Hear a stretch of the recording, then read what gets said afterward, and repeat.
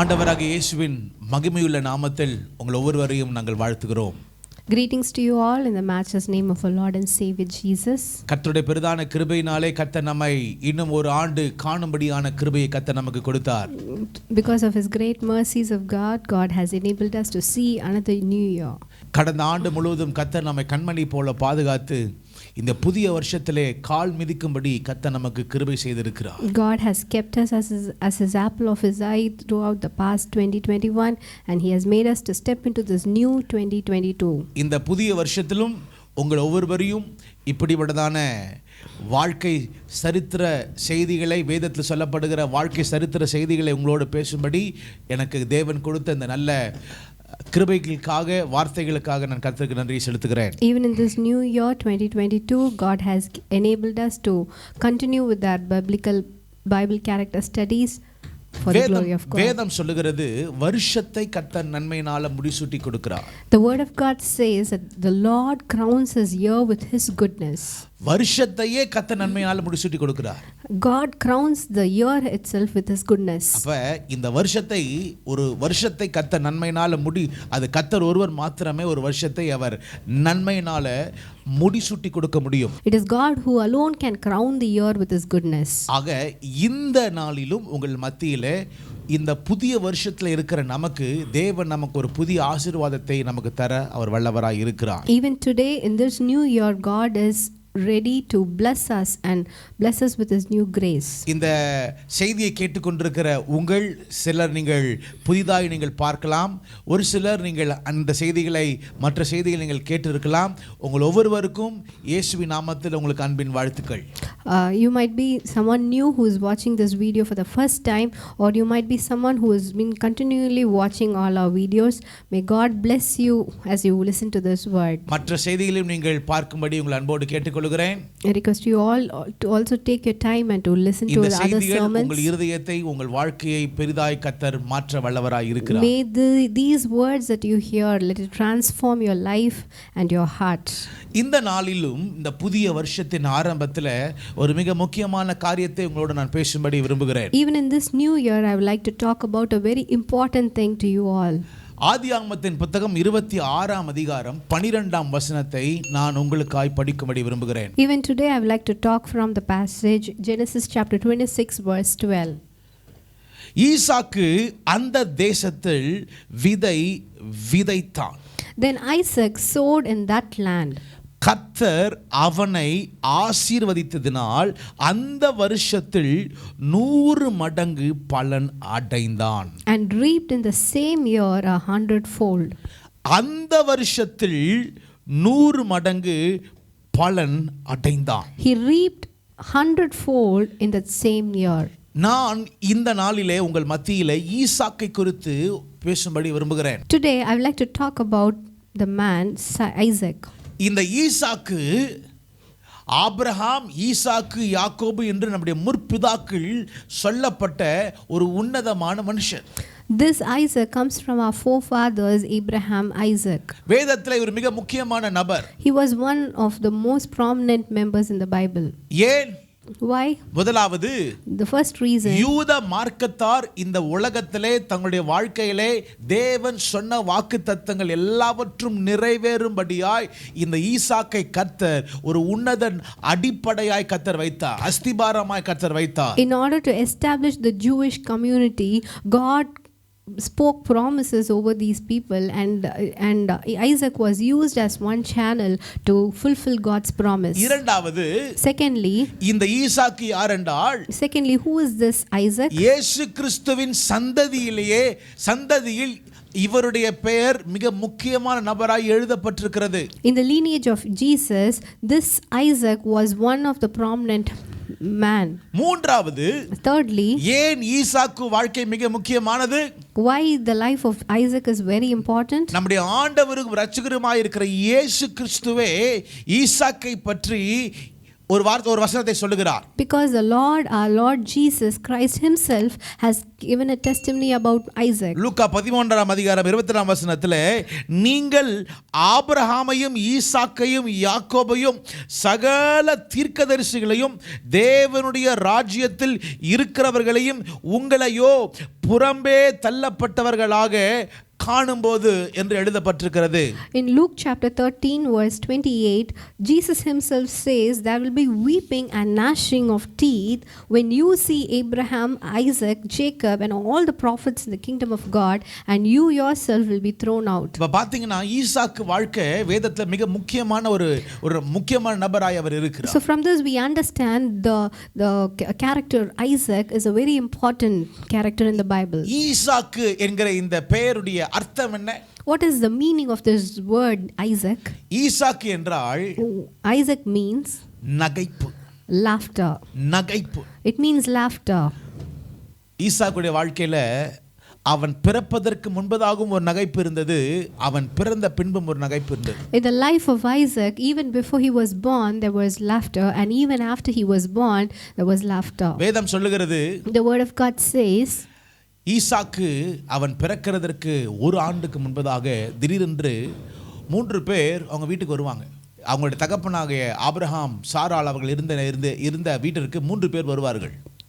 before Isaac was born, just 1 year before that, 3 people came to meet his father Abraham. உடனடியாக Immediately அந்த 3 நபர்கள் ஆபிரகாமை பார்த்து, those 3 people looking unto Abraham, அடுத்த ஆண்டு இதே நேரத்தில் கர்த்தர் உனக்கு ஒரு பையனை கொடுப்பார், உனக்கு ஒரு குமாரனை கொடுப்பார் என்று அவர்கள் வாக்குத்தத்தத்தை கொடுத்து தீர்க்கதரிசனத்தை சொல்லுகிறார்கள். those 3 people, they said to Abraham, the very next year God is going to bless them with a son.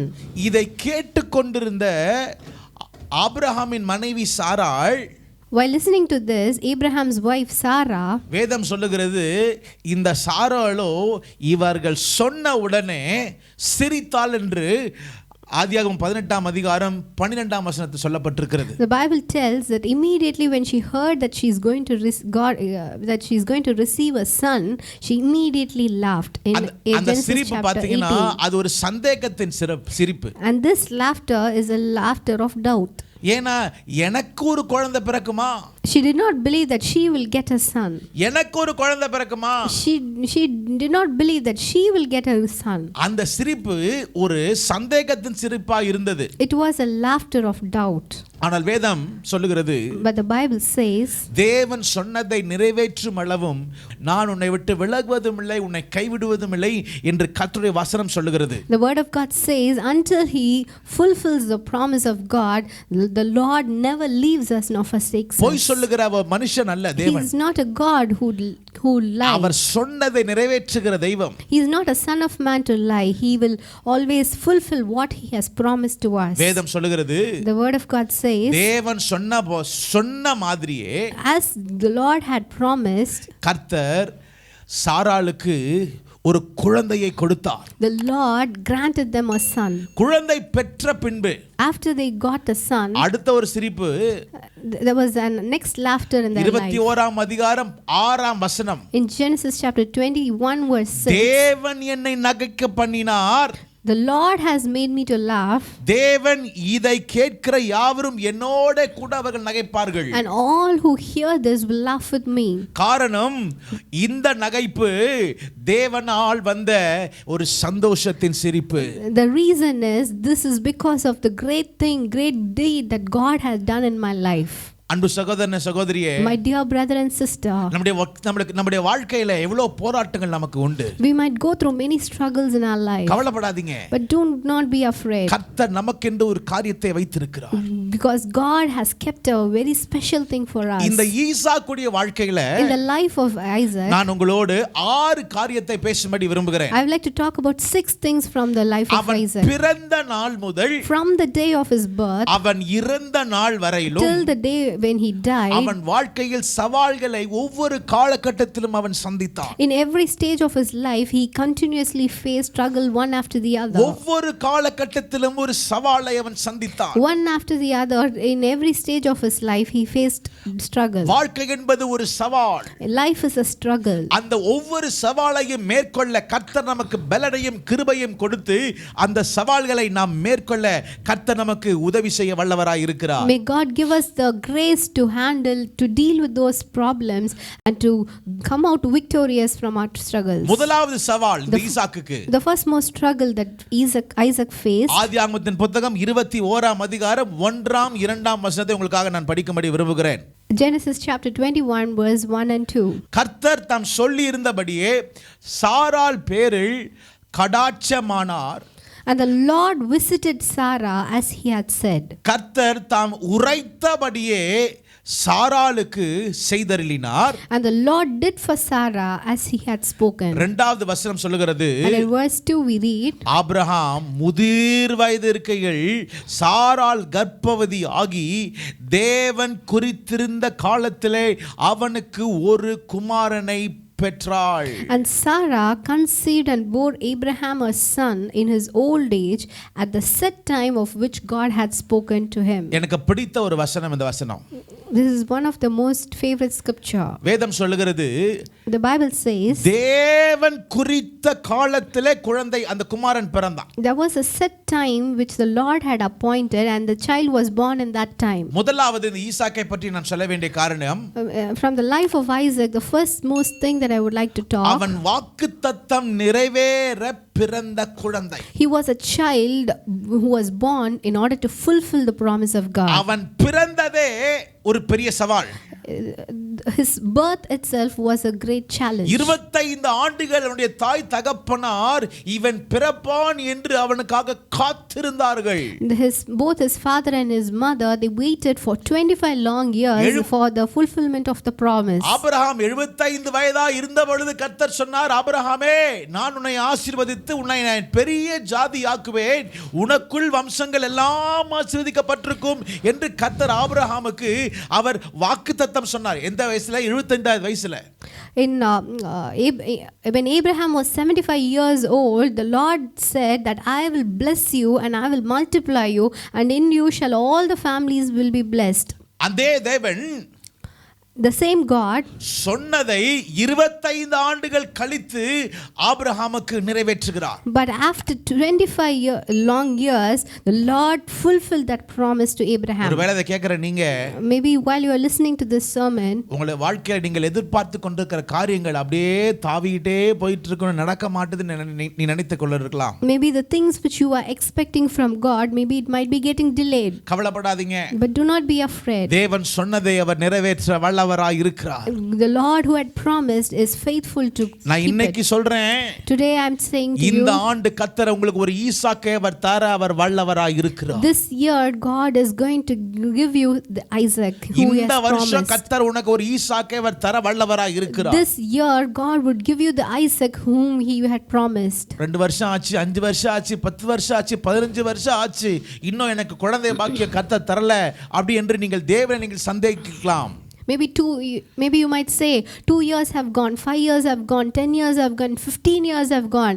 Maybe the things which God had told me has not yet come to pass in my life. கவலைப்படாதீங்க. Do not be worried. உங்களை விட அதிகமாய் ஆபிரகாமும் ஈசாக்கும் 25 ஆண்டுகள் தேவன் சொன்ன அந்த வாக்குத்தத்தத்தை பிடித்துக் கொண்டு அவர்கள் பிரயாணம் பண்ணினார்கள். More than you, Father Abraham and Sarah, both of them, they waited for 25 years after they received the promise from God. ஆகவே தான் வேதம் சொல்லுகிறது, நான் ஆபிரகாம் ஈசாக்கு யாக்கோபின் தேவன். That's why the word of God says that he is the God of Abraham, Isaac and Jacob. ஆபிரகாமுக்கு உதவி செய்த ஆண்டவர் உனக்கு உதவி செய்ய வல்லவராய் The இருக்கிறார். God who helped Abraham is the same God who will also help you. ஆகவே தான் 25 ஆண்டுகள் கழித்து பிறந்ததனால தான் இந்த ஈசாக்குக்கு முதலாவது நான் சொல்லுகிற காரியம் வாக்குத்தத்தம் நிறைவேற்ற பிறந்த குழந்தை. That's the reason in the first most place he was a child born to fulfill the promise of God. முதலாவது அவன் ஒரு குழந்தையாய் இருந்தான். In the first stage he was a child. இரண்டாவது, Secondly, ஆதியாகமத்தின் புத்தகம் 22ஆம் அதிகாரம் 9ஆம் வசனத்தை உங்களுக்காக நான் படிக்கும்படி விரும்புகிறேன். in Genesis chapter 22 verse 9, I would like to read for you. தேவன் அவனுக்கு சொல்லியிருந்த இடத்துக்கு வந்தார்கள். அங்கே ஆபிரகாம் ஒரு பலிபீடத்தை உண்டாக்கி கட்டைகளை அடுக்கி தன் குமாரனாகிய ஈசாக்கை கட்டி அந்த பலிபீடத்தில் அடுக்கிய கட்டைகளின் மேல் அவனை கிடத்தினான். Then they came to the place which the Lord had told him, and Abraham built an altar there and placed the wood in order, and he bound Isaac his son and laid him on the altar and upon the wood. இரண்டாவது, Secondly, இந்த ஈசாக்கை குறித்து வேதம் சொல்லி இருக்கிறது, பலிபீடத்தில் கிடத்தப்பட்ட மகன். Secondly, the Bible talks about the son who was laid on the altar. பலிபீடத்தில் கடத்தப்பட்ட மகன். He was a son who was laid on the altar. முன்னாடியாவது அவன் பிறந்தப்ப குழந்தையா இருந்தான், யாருக்கும் தெரியல, அவனுக்கு தெரியல. In the first place he was just a child. ஆனால் இப்பொழுது But now நல்ல விவரமான ஒரு பையனா இருக்கான். he is now a grown up son. விவரமான ஒரு மகனா இருக்கிறான். He was a grown up son. 28ஆம் அதிகாரத்துல வேதம் சொல்லுகிறது, இந்த ஈசாக்கு அவங்க அப்பா கேட்குறான், அப்பா கட்டை இருக்கு, எல்லாம் பலிபீடத்துக்கு எல்லாம் சொல்றீங்க, ஆனா ஆடு எங்க என்று கேட்கிறான். In chapter 22 we will see the same son Isaac. He says the fire and the wood is there, but where is the lamb for the burnt offering? தகன பலிக்கு ஆடு எங்க என்று பையன் கேட்கிறான். For the burnt offering he asked for the lamb. அந்த அளவுக்கு விவரமுள்ள ஒரு மகனா இருந்தான். In such a way he was able to understand things.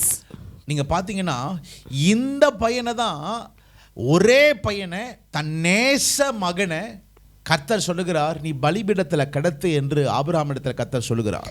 Such a beloved precious child the Lord told to Abraham, lay him at the altar. இந்த காலத்தில் இருக்கிற பசங்களா இருந்தா என்ன பண்ணுவாங்க, அப்பாவை அங்கே தள்ளி விட்டுட்டு அவங்க இருப்பாங்க. ஆனா இங்க அப்படி இல்லை. தகப்பனார் சொல்லுகிறார், மகனே கர்த்தர் உன்னை கேட்கிறார் என்று. Nowadays, in today's world, the son will make the father to lay on the altar, but God told to the father Abraham to lay his only one begotten son on the altar. இந்த மிக எவ்வளவு ஒரு கடினமான ஒரு நேரம் தெரியுமா அது? Just imagine how difficult it would have been. ஒரே பையன். He was just a only son. ரொம்ப நேசிக்கிறமான பையன். He must have loved him so much. ஆனா கர்த்தர் சொன்னாருன்னு சொல்லி ஆபிரகாம் அவனை கட்டி பலிபீடத்தில் வைக்கிறான். But just because God told him, he bound his one and only son அவன் and தகப்பனார் laid him on the சொன்னப்ப altar. ஈசாக்கு முடியாதுன்னு சொல்ல. When his father told him, Isaac never refused it. 9ஆம் வசனத்தை நீங்க பாத்தீங்கன்னா, And in verse 9 we read, தன் குமாரனாகிய ஈசாக்கை கட்டி அந்த பலிபீடத்தில் அடுக்கிய கட்டையின் மேல் ஈசாக்கை கிடத்தினான் என்று எழுதப்பட்டிருக்கிறது. the Bible says, he bound Isaac his son and laid him on the altar upon the wood. தேவன் சொன்ன வார்த்தைக்கு ஈசாக்கு ஒப்பு கொடுத்தான். He just surrendered himself to the word of God. தேவன் சொன்ன வார்த்தைக்கு அவன் தன்னையே ஒப்பு கொடுத்து பலிபீடத்திலே அவன் கிடத்தப்பட்டான். He just gave himself to the word of God and laid on the altar. ஒரு சின்ன வயதிலே கர்த்தருடைய பயபக்தி உள்ள ஒரு மகனாய் அவன் இருந்திருக்கிறான். Even in his young age he was a God fearing child. நம்ம பிள்ளைகளையும் சரி, இதை பார்க்கிற வாலிப தம்பி வாலிப தங்கச்சி, தேவனுடைய பலிபீடத்தில் நாம இருக்க வேண்டிய ஒரு நபராய் இருக்க வேண்டும். Even my dear brother and sister, we should be the ones who lay at the altar. தேவன் என்ன சொன்னாரோ அதை அப்படியே செய்தோம்னா தேவன் நமக்காக ஒரு காரியத்தை அவர் அற்புதமாய் செய்து முடிக்க வல்லவராய் இருக்கிறார். We should be ready to lay at the altar. When we obey the word of God and when we surrender ourselves to the word of God, God is faithful to do great wonders in our life. இரண்டாவது, Secondly, இந்த ஈசாக்கு பலிபீடத்தில் கடத்தப்பட்ட மகனாய் இருந்தான். he was a son who was laid at the altar. மூன்றாவது, Thirdly, ஆதியாகமத்தின் புத்தகம் 24ஆம் அதிகாரம் 63ஆம் வசனத்தையும் 64ஆம் வசனத்தையும் உங்களுக்காக நான் படிக்கும்படி விரும்புகிறேன். I would like to read for you from Genesis chapter 24 verse 63 and 64. ஈசாக்கு சாயங்கால வேளையிலே தியானம் பண்ண வெளியிலே போயிருந்து தன் கண்களை ஏறெடுத்து பார்த்தபோது ஒட்டகங்கள் வர கண்டான்.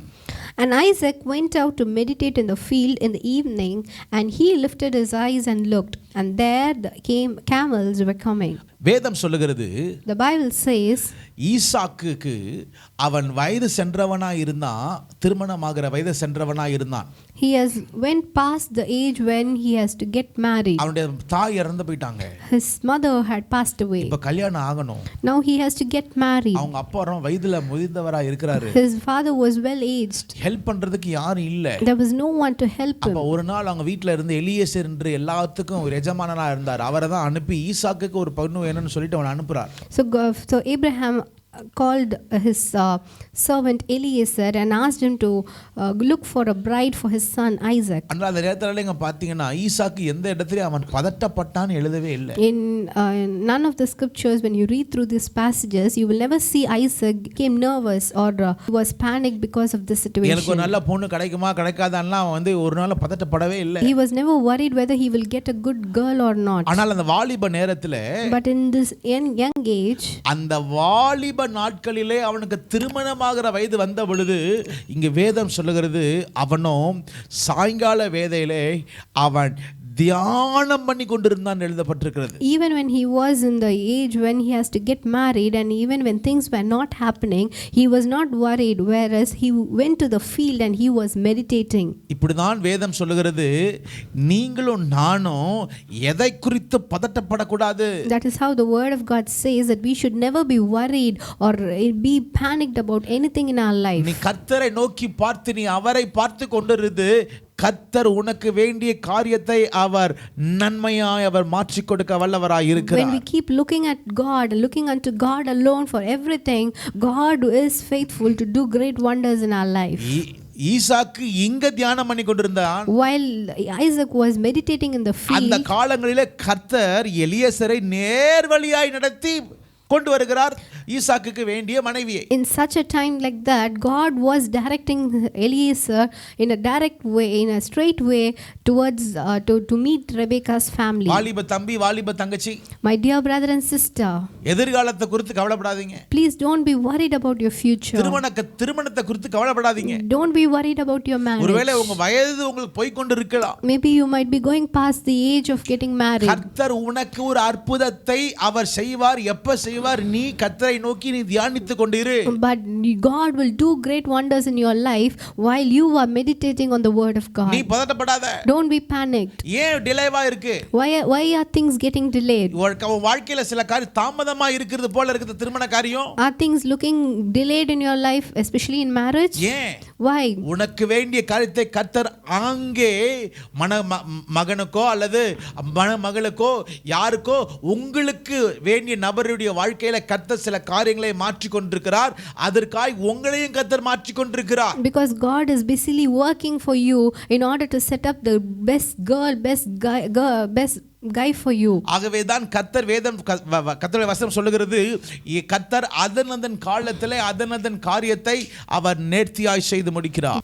That's the reason the word of God says in his time he makes all things beautiful. அப்ப மூன்றாவது, தியானம் பண்ணி கொண்டிருந்த வாலிபனாய் இந்த ஈசாக்கு இருந்தான். So thirdly, we see this Isaac, he was a man who was meditating. முதலாவது சொன்னேன், அவன் ஒரு குழந்தையாய் இருந்தான். First he was a child. இரண்டாவது, secondly, ஒரு மகனாய் இருந்தான். he was a son. மூன்றாவது, thirdly, ஒரு வாலிபனாய் இருந்தான். he was a young man. இப்ப வாலிபெல்லாம் முடிந்து திருமணம் ஆகிவிட்டது. Now he has gone past the young age and he has got married. நான்காவது, fourthly, ஆதியாகமத்தின் புத்தகம் 25ஆம் அதிகாரம் 2ஆம் வசனத்தை உங்களுக்காக படிக்கும்படி 21ஆம் வசனத்தை படிக்கும்படி விரும்புகிறேன். chapter 25 verse 21. மலடியாய் இருந்த தன் மனைவிக்காக ஈசாக்கு கர்த்தரை நோக்கி வேண்டுதல் செய்தான். And now Isaac pleaded with the Lord for his wife because she was barren. நான்காவது, fourthly, இப்ப புருஷனாய் இருக்கிறாரு ஈசாக்கு. Now he is a husband. புருஷனாய் இருக்கிற நேரத்துல While he was a husband, அவருடைய மனைவி மலடியாய் இருந்தாள். his wife was barren. குழந்தை பாக்கியம் இல்லாத சூழ்நிலை. She did not have child for a long time. ஒருவேளை ஈசாக்குக்கு ஆயிரக்கணக்கான கேள்விகள் இருக்கலாம். Isaac would have got a lot of questions in his mind. என் வாழ்க்கையில எல்லாமே இப்படி தாமதமாய் இருக்கு. Why in my life everything is getting delayed? பிறந்த காரியமும் தாமதம். Even my own birth got delayed. கல்யாண காரியமும் தாமதம். Even my marriage got delayed. இப்ப கல்யாண காரியமும் தாமதமாகி இப்ப குழந்தை பாக்கியம் வர்ற நேரத்திலையும் அங்கே ஒரு சவால், அவருடைய மனைவி மலடியா இருக்கிறாள். Now finally I got married. Now my wife is barren. புருஷனா இருக்கிற நேரத்துல ஒரு பெரிய சவால். As a husband, there are many challenges. என்ன செய்யறதுன்னு தெரியல ஈசாக்கு. He did not know what to do.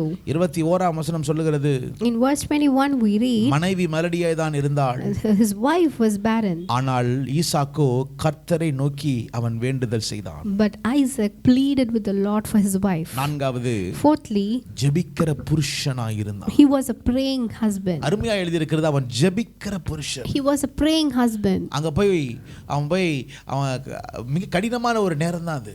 It must have been a very difficult time. ஆனால் But யாரிடத்திலும் சொல்ல முடியல. he did not share that to anyone. கர்த்தரிடத்துல மாத்திரம் தான் அவன் ஒரு பிடிக்கிறான். But he went and pleaded with the Lord. கர்த்தாவே, He said, Lord, எனக்கு உதவி செய்யுங்கன்னு அவன் ஜெபிச்சிருப்பான். he must have pleaded with the ஆகவே Lord. தான் வேதம் சொல்லியிருக்கிறது, அவன் கர்த்தரை நோக்கி அவன் வேண்டுதல் செய்தான். The Bible clearly says that that Isaac pleaded with the Lord for அது his wife. மாத்திரமல்ல, கர்த்தர் அவன் வேண்டுதலை கேட்டருளினார். Not only that, the same scripture says that the Lord granted his request. அதே வசனம் சொல்லுகிறது, அவன் மனைவி ரெபெக்காள் கர்ப்பம் தரித்தாள். In the very same scripture we also see that Rebekah, his wife, conceived. ஒரே வசனத்துல பாத்தீங்கன்னா மலடியா இருந்தால் என்று சொல்லப்பட்டிருக்கிறது, ஆனா அதே வசனத்துல போட்டிருக்கு அவள் கர்ப்பம் தரித்தாள். In the same scripture which stated that his wife was barren also says the Lord granted his request and she conceived. தமிழ்ல பாத்தீங்கன்னா அந்த வசனத்துல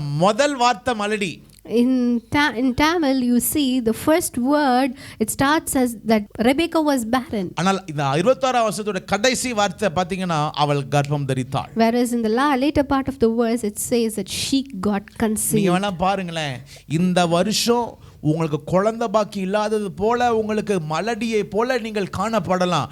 இந்த வருஷம் முடிகிறதற்குள்ள சொல்றேன், கர்த்தர் உனக்கு ஒரு யாக்கோபையும் தர வல்லவராய் இருக்கிறார். கர்த்தர் உன் பிள்ளைகளை அவர் ஆசீர்வதிக்க அவர் வல்லவராய் இருக்கிறார். Maybe in this beginning of this year you might be sitting barren, you might have no child in your hand, but today God is promising by the end of this year God is going to bless you with an Isaac.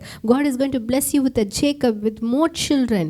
கர்த்தர் உன்னை ஆசீர்வதிக்கும்படியாகவே இந்த பாதையில கர்த்தர் நடத்தி கொண்டிருக்கிறார். In order to bless you, God is taking you through this path. ஐந்தாவது, Fifthly, ஈசாக்கு எப்படி இருந்தான்?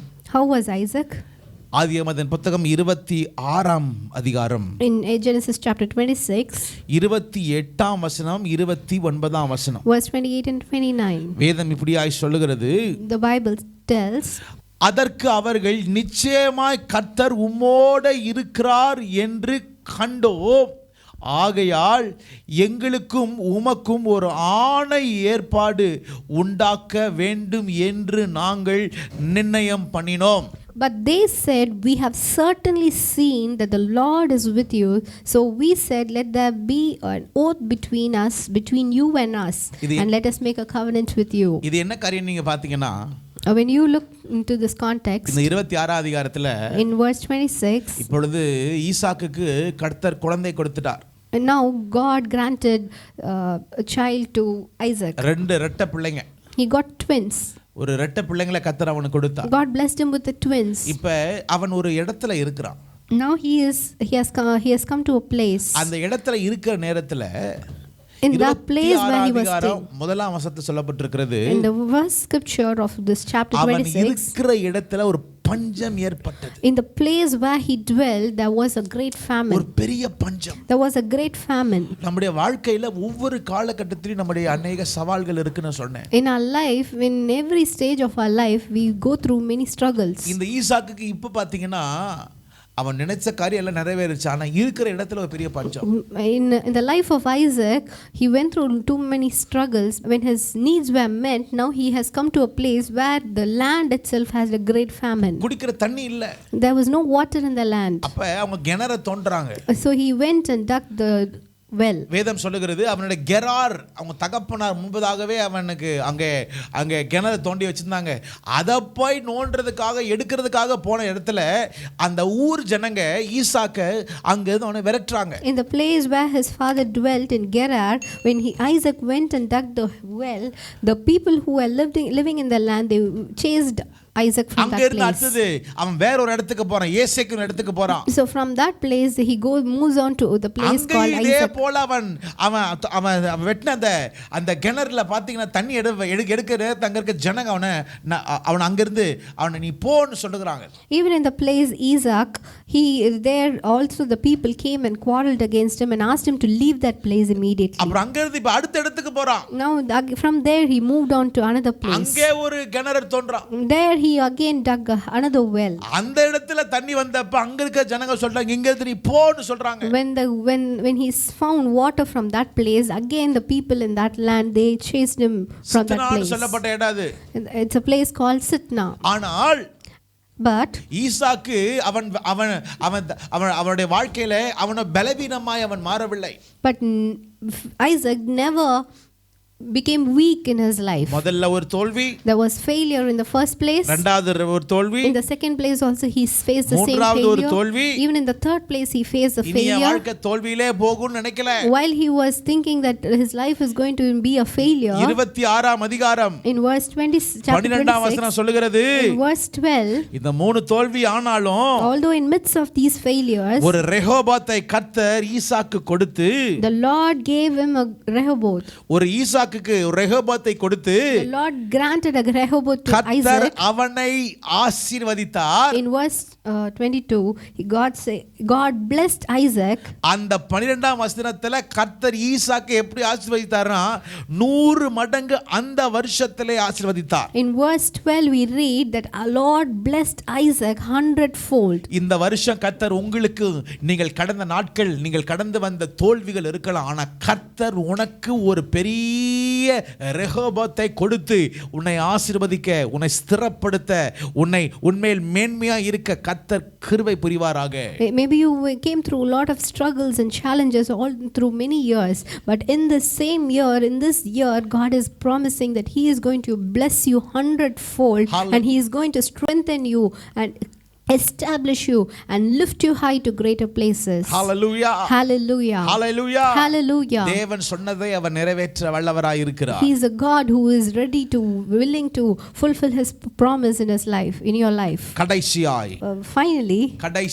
Finally, ஆதியாகமத்தின் புத்தகம் 27ஆம் அதிகாரம், Genesis chapter 27. நான் 4ஆம் வசனத்தை உங்களுக்காக படிக்கும்படி விரும்புகிறேன். I would like to read verse 4. அதை எனக்கு பிரியமாயிருக்க ருசியுள்ள பதார்த்தங்களாக சமைத்து நான் புசிக்கவும், நான் மரணமடையும் முன்னே என் ஆத்துமா உன்னை ஆசீர்வதிக்கவும் என்னிடத்தில் கொண்டு வா என்றார். In verse 4 we read, and make me a savory food such as I love, and bring it to me that I may eat, that my soul may bless you before I die. கடைசியாய் Finally, இந்த ஈசாக்கு யார்? who is this Isaac? ஆசீர்வதிக்கிற ஒரு தகப்பனாய் இருக்கிறார். He was a father who blessed his children. சந்ததியை ஆசீர்வதிக்கிற ஒரு தகப்பனாய் இருக்கிறார். He was a father who blessed his descendants. அதே 27ஆம் வசனம் அதிகாரம் 1ஆம் வசனத்துல போட்டிருக்கு. In chapter 27 verse 1 we read, Isaac, முதிர் வயதா இருந்ததினாலே because he was old, அவன் கண்கள் இருளடைந்து அவன் பார்வையற்றவனாய் இருக்கிறான். His eyes were so dim that he could not see. ஒரு தகப்பன் ஸ்தானத்துல இருக்கிறார். He was a fatherly person. இப்ப இந்த தகப்பன் ஸ்தானத்துல எல்லாத்தையும் பார்க்கணும்னு விரும்புகிற ஒரு மகன், ஒரு தகப்பனார், அவருடைய கண் குருடாய் இருக்கிறார். As a father he would have had lot of wishes to see lot of things in his life, but his eyes was dim. அவன் கண்கள் இருளடைந்ததா இருக்கிறது. His eyes had become dim.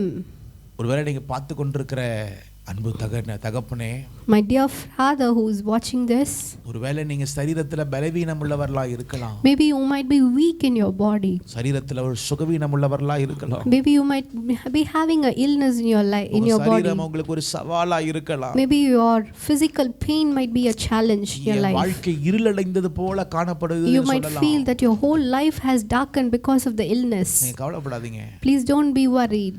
வேதம் சொல்கிறது, The word of God says, அவன் இருளடைந்த சூழ்நிலையிலும் even in the time when his eyes had grown dim, தன் பிள்ளைகளை ஆசீர்வதிப்பதற்கு அவன் இருதயம் உள்ளவனாய் இருந்தான். he had a heart to bless his children. உங்களுக்கு தெரியுமா? Do you know something? அவன் கண் இருளடைந்தது. His eyes were blind. 27 அதிகாரத்துல பாத்தீங்கன்னா அவனுடைய கண் இருளடைந்தது. In verse 1 of 27 we read his eyes were become dim. வயது முதிர்ந்தவனா இருக்கிறான். He had become very old and his eyes were dim. அந்த நேரத்துல அவன் நல்லது செய்ய நினைக்கிறான், ஆனால் நல்லது செய்ய நினைக்க நேரத்துல தீமை ஏற்படுகிறது. When he wanted to do something good, something bad happened in his life. யாக்கோபு அந்த ஆசீர்வாதத்தை ஏமாற்றி வாங்கிக் கொள்கிறான். In such a time like that, his own son Jacob, he planned and cunningly and he got the blessing. பைபிள்ல போட்டிருக்கு, The Bible says, அன்னைக்கு அவன் ஆசீர்வாதத்தை வாங்கிட்டு யாக்கோபு தன் தகப்பனாரை விட்டு அவன் போனவன் தான். that day he cheated his father and he left that place. ஏறக்குறைய 14-15 ஆண்டுகள் இந்த ஈசாக்கு யாக்கோபை பார்க்கவே இல்லை. Around 14 to 15 years from then Isaac did not see his son. ஆனால் But 15, நான் தோராயமா சொல்றேன், ஒரு 15 வருஷம், approximately around 15 years, 35 அதிகாரம் 27 வசனம் 21 27 வசனம் 28 29 நீங்க படிச்சீங்கன்னா, in chapter 35 verse 27 and 28, வேதம் சொல்லுகிறது, the word of God says, யாக்கோபு Jacob அப்ராவின் ஊராகிய மம்ரேக்கு தன் தகப்பனாக ஈசாக்கினிடத்தில் வந்தான். அது ஆபிரகாமும் ஈசாக்கும் தங்கியிருந்த எப்ரோன் என்னும் ஊர். Then Jacob came to his father Isaac at Mamre or Kirjath Arba, that is Hebron, where Abraham and Isaac had dwelt. 28 வசனம், Verse 28, Isaac now the days of Isaac விருத்தாப்பியமும் பூரண ஆயுசும் உள்ளவனாகி 180 வருஷம் ஜீவித்திருந்தான். he was full of age and he lived 180 years.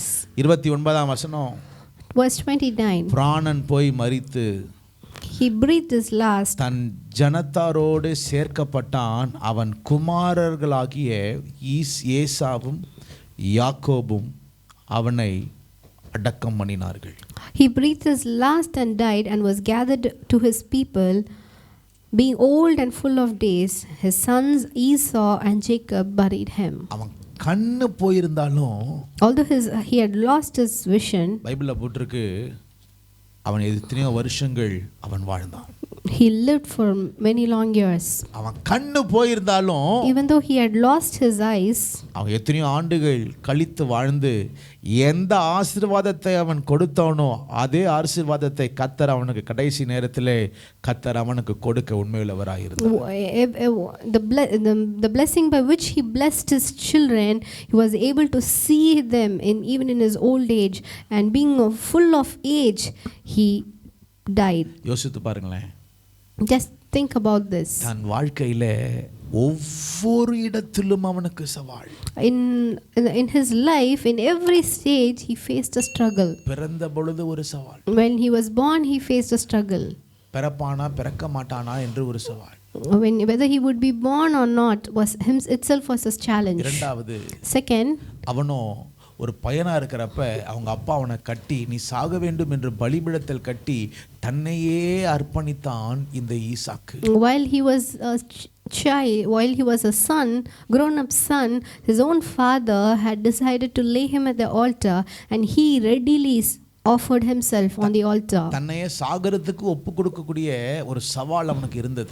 He was challenged to lay his life at the altar. மூன்றாவது, Thirdly, இப்ப வாலிப நாட்கள் இருந்த நேரத்துல திருமணம் ஆகல. During his young age, he did not get married at the right age. வேதம் சொல்லுகிறது The Bible அந்த says, நேரத்துல அவன் தியானம் பண்ணி கொண்டிருந்தான். but during those days, he was busily meditating the word of God. நான்காவது, Fourthly, புருஷனாய் விட்டார், as a husband, ஆனால் மனைவி குழந்தை பெற்றெடுக்க முடியவில்லை. his wife was barren. என்ன செய்யறதுன்னு தெரியல. He did not know what to do. ஒரு பெரிய சவால். It must have been a difficult time for Isaac. வேதம் சொல்லுகிறது, But the word of God says, Isaac Isaac, புருஷனாகி ஈசாக்கு அவர் ஜெபித்தார். as a husband, he prayed for his wife. அவன் ஜெபித்தார். He pleaded with the Lord. ஐந்தாவது, Fifthly, இருக்கிற இடத்துல ஒரு பெரிய சவால். in the place where he dwelt, there was a great problem. என்ன சவால்? What was the challenge? அந்த இடத்துல In the same place, மிக பெரிய பஞ்சம் இருந்தது. in the same place where he dwelt, there was a great famine. அவனை மாத்திக்கிட்டே இருந்தாங்க. He kept on moving from one place to another. ஆனாலும் Yet, கர்த்தர் ஈசாக்கோட இருந்து அவன் செய்ததை கர்த்தர் ஆசீர்வதித்தார். no matter where he moved on, the Lord himself was with him and blessed the work of his hand. கடைசியா Finally, இப்போ ஆசீர்வாதத்தை நல்லா ஆசீர்வதித்து காரியத்தை நல்லா பார்க்கணும்னு விரும்புகிற நேரத்துல அவன் கண் பார்வை இருள் அடைந்தது. when he saw all his blessings coming true in his life, in those days he lost his vision. சரீரமே அவனுக்கு எதிராக வருகிறது. His own body itself became very weak. ஆனாலும் Yet கர்த்தர் கொடுத்த காலத்திலே அவன் வாழ்க்கையை கர்த்தர் மாற்றி அமைத்து எந்த யாக்கோபு எந்த ஈசாயிவனத்தில் ஆசீர்வாதத்தை பெற்றார்களோ இந்த பிள்ளைகளே கடைசி நாட்களிலே வந்து ஒரு பெரிய ஆசீர்வாதமாய் கர்த்தர் ஈசாக்குக்கு மாற்றுகிறார். Although there was weakness in his body and because he has lost his vision, God extended his years and enabled him to see the goodness, to see his children being a blessing. கவலைப்படாதீங்க. Do not be worried. ஒரே போராட்டமா இருக்கா? Are you seeing challenges everywhere? ஒரே கஷ்டமா இருக்கா? Are you seeing everywhere problems around you? கிறிஸ்தவனாகிய நமக்கு இது எல்லா சவால்களும் கர்த்தர் நமக்கு அனுமதிக்கிற ஒரு பெரிய சிலுவை. இதை நாம் சுமந்து கொண்டு போகும் பொழுது கர்த்தர் நமக்கு ஒரு மகிமையையும் மேன்மையையும் கர்த்தர் வைத்திருக்கிறார். As a Christian, every problem and every challenge that we see is for the glory of God to be revealed in our life. பிரச்சனை வந்துச்சுனா பயப்படாதீங்க. When problems come in your life, do not be worried. என்னடா இது புதுசா வருதுன்னு பார்க்காதீங்க. Don't think, why God, you are sending lot of problems to me. 1 பேதுரு 4 அதிகாரம் 12 வசனம் 13 வசனம் இப்படியாய் சொல்லுகிறது. In chapter 1 Peter chapter 4 verse 12 and 13, பிரியமானவர்களே, my dear beloved, உங்களை சோதிக்கும்படி உங்கள் நடுவே பற்றி எரிகிற அக்கினியை குறித்து ஏதோ புதுமையாக இருக்கிறது என்று நீ திகைக்காதே. do not think it as a strange thing when you face fiery trial, as something strange that is happening to you. ஏதோ புதுசா வந்து நினைக்காதே. Don't think that is something strange that is எல்லாம் happening வருகிற to you. மகிமைக்கு அது மிக பெரிய ஆசீர்வாதமாய் கர்த்தர் உனக்கு மாற்றுவார். But rejoice that this is all going to turn out for God's glory. கண்களை மூடி ஜெபிப்போமா? Shall we just close our eyes and pray? Hallelujah hallelujah. Praise Jesus. பரிசுத்த பிதாவே, Heavenly Father, ஜெபித்துக் கொண்டிருக்கிற பிள்ளைகள் மீது உம்முடைய கரம் இறங்குவதாக. may the hand of God rest upon everyone who are praying this ஈசாக்கை time. 100 மடங்கு அந்த வருஷத்திலே ஆசீர்வதித்த ஆண்டவர், In the same year, the God who blessed Isaac in 100-fold, இதை பார்த்து கொண்டிருக்கிற பிள்ளைகளுக்கு கர்த்தர் நீர் ஈசாக்கை ஆசீர்வதிப்பீராக. may the Lord bless those who are watching this. எத்தனையோ ஆண்டுகள் பிள்ளை பெற்றெடுக்க முடியாத சூழ்நிலைகள் இருக்கிற இந்த பிள்ளைகளுக்கு ஆண்டவரே, புருஷனுக்கும் மனைவிக்கும் இப்பொழுது கர்த்தர் ஆண்டவரே இவர்கள் ஜெபத்தை கேட்டு பிள்ளை இல்ல ஆண்டவரே பிள்ளைகளை கர்த்தர் நீர் தர வல்லவராய் இருக்கிறீர். May the couples who are waiting for a child for a many long years, Lord, while they are listening to this, Lord, bless them that they may see that child, oh Father. Not child but children in their life, Father. இயேசுவின் நாமத்தினாலே, In the name of Jesus. இயேசுவின் நாமத்தினாலே, In the name of Jesus. மலடியாய் இருந்த ரெபெக்காளை ஒரே வசனத்திலே கர்ப்பம் தரித்தாள் என்று உம்முடைய வார்த்தை சொன்னது போல இந்த மாதத்திலேயே கர்த்தர் நீர் இந்த பிள்ளைகளுக்கு ஒரு அற்புதத்தை செய்ய வல்லவராய் இருக்கிறீர். We read in one scripture itself, the same barren Rebecca became conceived and she got a child. Oh Lord, say in the same way, Lord, turn every barren situation and help them to conceive, oh Lord. திருமணமாகிற வயதில் இருக்கிற பிள்ளைகளுக்கு இன்னும் ஏற்ற துணை இல்லை. For the children who are waiting for the marriage, who are in the age of getting married, but things are getting delayed. கர்த்தர் நீர் இந்த பிள்ளைகளுக்கு ஒரு நல்ல ரெபெக்காள்களை நீ கொடுப்பீராக. May the Lord grant them such Rebeccas in their ஒரு life. சரியான ரெபெக்காவை கொடுத்த ஆண்டவர், The same God who granted Rebeccas to Isaac, பிள்ளைகளுக்கு ஏற்ற துணையை கொடுப்பீராக. may the Lord grant them. 2022 ஆண்டு ஒரு பெரிய அற்புதத்தின் ஆண்டு, அதிசயத்தின் ஆண்டாய் கர்த்தர் மாற்ற வல்லவராய் May இருக்கிறீர். this year 2022 be a year of miracles and wonders in their life. மீகா 7ஆம் அதிகாரத்தில் நீ சொன்ன வார்த்தை இந்த பிள்ளைகளுக்கு இப்பொழுது நான் பேசுகிறேன். I proclaim the promise that you have promised in Micah chapter 7. நீ அதிசயங்களை காண்பாய். You will see great wonders. நீ அதிசயங்களை காண்பாய். You will see great wonders. அந்த வார்த்தையை வைத்து பிள்ளைகளை ஆசீர்வதிக்கிறேன். With the same word, Lord, I bless each one of them. இயேசுவின் நாமத்தில் ஜெபிக்கிறோம் நல்ல பிதாவே. In the name of Jesus we pray. Amen. Amen. Amen.